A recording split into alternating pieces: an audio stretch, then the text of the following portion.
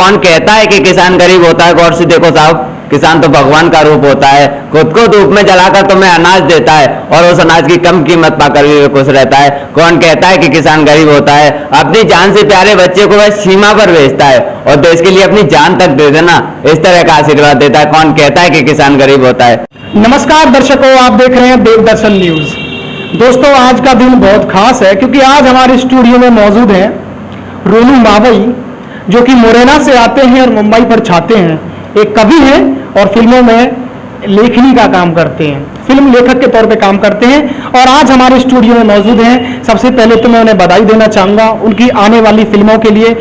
आपकी मुलाकात करवाता हूँ। बहुत बहुत आपको बधाई हो रोनू जी। बहुत बहुत धन्यवाद दीपक भैया जी, और देवदर्शन न्यूज के सभी दर्शकों को मैं धन्यवाद करना चाहता हूँ कि आपने अपना मुख्य समय निकालकर और इस इंटरव्यू को देखने के लिए आप लोग आ रहे हो। और आप देवदर्शन न्यूज के चीफ एडिटर देवेंद्र भैया जी का धन्यवाद करना चाहता हूँ कि जो मुझे इस काबिल समझा और मेरा आज इंटरव्यू निकाल रहे हैं, तो बहुत बहुत धन्यवाद सभी का। तो जैसे कि मैंने बताया, फिल्मों में काम करते हैं, लेखक के तौर पे काम करते हैं। तो सबसे पहले मैं इनसे यही पूछना चाहता हूं कि अब तक आपने कितनी फिल्मों में काम किया है और कौन कौन सी फिल्में आप करने वाले हैं? एक वेब सीरीज मेरा रिलीज हो चुका है जो EFT प्राइम पे इस समय चल रहा है, फरिश्ता। और जल्दी हम और भी प्रोजेक्ट्स लेके आने वाले हैं। कुछ शॉर्ट मूवीज हैं, कुछ मूवीज हैं और कुछ सीरियल्स भी हम लेके आने वाले हैं, जो बहुत बड़े चैनल के लिए हम लेके आने वाले हैं, जो समय के अनुसार दर्शकों को देखने को मिलेगा। और सब लोगों का प्यार इतना मिल रहा है कि मतलब कहाँ से, और एक गांव से उठा बंदा और आज बॉलीवुड के अंदर काम कर रहा है, तो सभी दर्शकों ने इतना प्यार दिया और आप लोगों का साथ रहा, तो सब कुछ ठीक ठाक चल रहा है और जल्दी हम नेक्स्ट प्रोजेक्ट के साथ आएंगे। जैसे कि इन्होंने बताया फिल्मों में काफ़ी अच्छा काम कर रहे हैं, तो साथ ही मैं इनसे अगला सवाल पूछना चाहूँगा कि फिल्मों से पहले आपका जो जीवन था वो किस तरीके से था, किस तरीके से आपका जीवन का संघर्ष रहा, कैसे आप स्टेप बाय स्टेप जीवन में आगे बढ़े और यहाँ तक पहुँचे? पहले जब लॉकडाउन लगा था तो लॉकडाउन में लगभग सभी लोग फ्री बैठे रहते थे, जैसे मैं भी बैठा हुआ था और गांव में मकान का काम चल रहा था, घर बन रहा था, तो बैठे बैठे वीडियोस वगैरह देखता था। तो किसान आंदोलन चला था, शायद सबको याद होगा। तो किसान आंदोलन पे न्यूज जब मैं देख रहा था तो हर जगह वही चीज़ें चल रही हैं, वीडियोस में वही चीज़ें चल रही हैं, तो मुझे लगा कि नहीं, इस पर कुछ लिखना चाहिए। तो उस समय मैंने पहली कविता लिखी कि कौन कहता है कि किसान गरीब होता है? गौर से देखो साहब, किसान तो भगवान का रूप होता है। खुद को धूप में जलाकर तुम्हें अनाज देता है और उस अनाज की कम कीमत पाकर भी खुश रहता है। कौन कहता है कि किसान गरीब होता है? अपनी जान से प्यारे बच्चे को वह सीमा पर भेजता है और देश के लिए अपनी जान तक दे देना, इस तरह का आशीर्वाद देता है। कौन कहता है कि किसान गरीब होता है? उस समय ये कविता जब लिखी तो हालांकि ग्रामर का ज्ञान नहीं था, क्योंकि इतना ज़्यादा ध्यान नहीं दिया था कविताई पे, तो गलतियां भी हुई उन चीज़ों में, लेकिन समय के अनुसार वो सुधरी। और लेखनी देखो, कला कभी नहीं रुकती है और वो उभरी और धीमे धीमे निकल के आया। उसके बाद मैं लिखता रहा, और लेकिन ये नहीं पता था कि इसको लेके कहाँ जाना है, क्या करना है। सिर्फ विचार आते थे, उन्हें पेश कर देता था।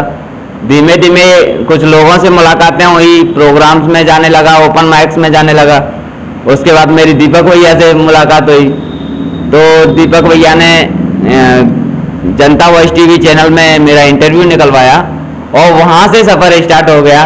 और आज फिल्मों में काम कर रहा हूँ घर वालों के साथ, अच्छा चल रहा है। बहुत अच्छा।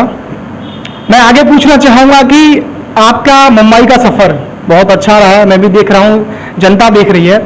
उससे आपके परिवार में किस तरीके का माहौल रहा, आपके गांव में किस तरीके का माहौल रहा, आपको आगे बढ़ते देखकर किस तरीके की प्रतिक्रिया आपके परिवार की और आपके गांव वालों की है? स्टार्टिंग में तो लोगों को ये लगा था कि पागलपन है, और लगभग सभी को लगता है कि ये लाइन ही ऐसी है कि मतलब लोगों को लगता है कि क्या कर रहा है, पता नहीं क्या है। और फिर हमारे अपना एरिया एक ऐसा है जहाँ इन चीज़ों का महत्व नहीं दिया जाता। स्टार्टिंग में सब लोग सोच रहे थे कि पता नहीं क्या कर रहा है, तो उस समय रिस्पॉन्स इतना अच्छा नहीं था। लेकिन समय के अनुसार आगे निकले तो फिल्मों में काम करने लगे। आज के समय में गांव में और क्षेत्र में अच्छा नाम है और लोगों का प्यार भी अच्छा मिल रहा है और फैमिली का भी अच्छा खासा सपोर्ट है। बहुत खूब, ये होना भी चाहिए। हमारे जो गांव वाले, हमारे परिवार वाले दोस्त जो हैं वो हमारी कामयाबी को देखकर खुश रहने चाहिए। एक और सवाल मेरे जहन में है कि राघवेंद्र मावई आपका नाम मैंने जाना है, राघवेंद्र से रोनू बनने का ये क्या किस्सा है, थोड़ा सा हम जानना चाहेंगे। राघवेंद्र नाम का भी एक रीजन था। मेरा जो जन्म हुआ है वो गोवर्धन पूजन के दिन हुआ था, दीपावली पे। तो उस समय भगवान राघव और इंद्रदेव जब उनसे गुस्सा हुए तो बारिश का अच्छा कोहराम था, और उसके बाद भगवान राघव जो अपने कृष्ण भगवान के रूप में आए, उन्होंने पर्वत उठाया था, तो उन दोनों के नाम को जोड़कर मेरा नाम राघवेंद्र रखा गया। लेकिन क्या होता है ना कि जब मैं कविताई के फील्ड में आया तो कुछ यूनिक नाम चाहिए हुआ था, तो मैं उसकी तलाश में था। तो मेरी जो ताऊ की लड़की हैं, तो वो क्या है कि भैया का नाम मोनू था, मोनू मोनू बोलते थे, वैसे उनका नाम रंजीत है। तो मोनू से उन्होंने मेरा नाम रोनू रखा कि क्यों ना इसका नाम रोनू रखा जाए।